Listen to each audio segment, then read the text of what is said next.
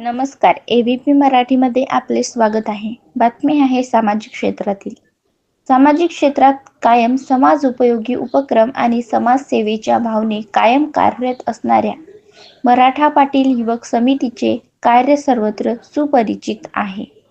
समितीच्या माध्यमातून नेहमी रक्तदान, गरजू व्यक्तींना मदत, निस्वार्थ सेवाभावी ॲम्ब्युलन्स, वैवाहिक बांधिलकी म्हणून समाजातील सर्वसामान्य लोकांना विवाह जुळविण्यास मदत व्हावी यासाठी दरवर्षी सोयरीक पुस्तिका तसेच वधूवर परिचय मेळावा आणि आरोग्य शिबिर, रोजगार मेळावे, गुणवंत विद्यार्थी सत्कार समारंभ, समाजातील दुर्बल घटकांचा सर्वांगीण विकास व्हावा यासाठी तळागाळातील सामाजिक प्रश्न घेऊन काम करणारे हे संघटन आहे.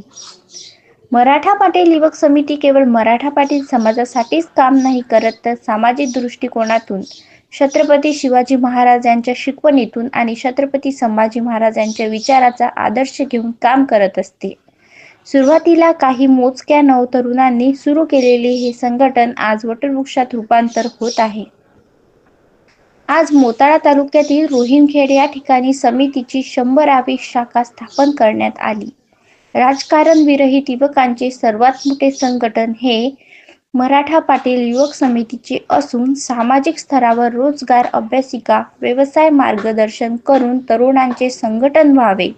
समाजातील तरुणांनी आपल्या समाजासाठी काहीतरी देणे लागते या भावनेतून समाज कार्य करावे यासाठी काम करताना तरुणांची पसंती असताना आज बुलढाणा जिल्ह्यात ही 100वी शाखा स्थापन झाली. यावेळी संस्थापक अध्यक्ष गजानन ढगे, जिल्हा अध्यक्ष मोहन घुईकर यांच्यासह संपूर्ण जिल्हा कार्यकारिणी आणि समितीचे ज्येष्ठ श्रेष्ठ सर्व पदाधिकारी उपस्थित होते.